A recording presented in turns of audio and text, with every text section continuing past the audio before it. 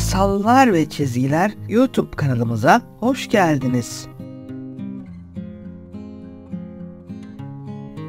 Uygar'ın halası Arzu'nun 2 tane kedisi vardı. Arabasında her zaman mama taşıyıp yolda gördüğü aç, yavru ve hasta hayvanlara mama verirdi. Uygar bayramlarda onlara gittiği zaman kedilerle vakit geçirmekten çok keyif alırdı. Uygar da evde kedi ya da köpek beslemek istiyordu. Ama annesiyle babası buna cesaret edemiyorlardı. Yine bayramda köylerine gittikleri bir gün Arzu halası sokakta bulduğu bir kediden bahsetti. Kedicik araba kazası geçirmişti. Arzu onu sokakta bulduğu zaman donmak üzereydi.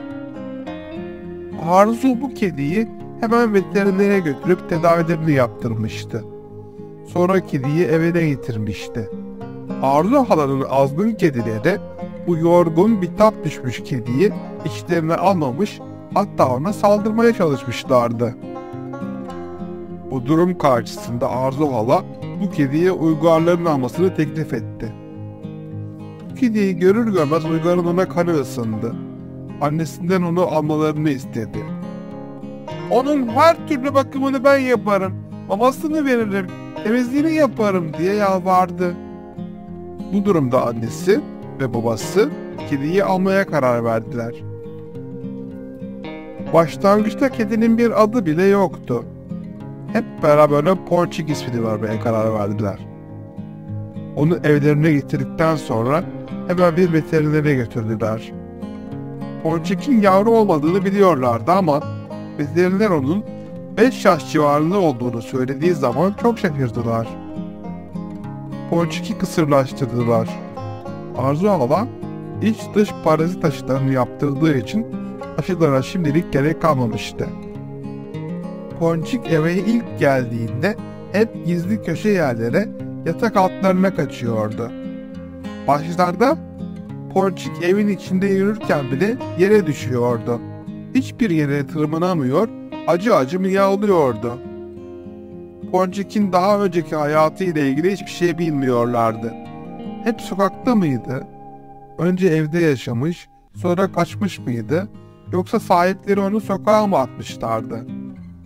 Ponçik'in mamasını ve su kabını ayrı ayrı yerlere koydular. Ponçik artık mutluydu. Sıcak bir yuvaya kavuşmuştu. Ponçik'in kakası ve çişini yapması için tuvalet aldılar.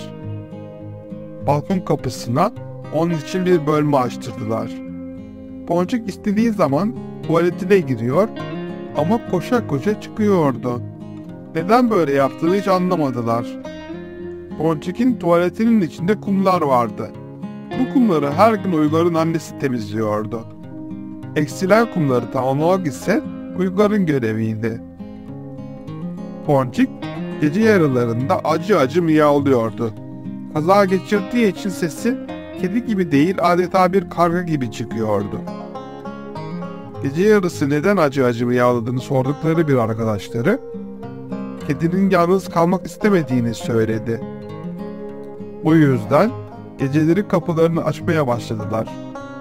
Ponçik artık geceleri herkesin yatağına gidip onlarla birlikte uyumaya başladı.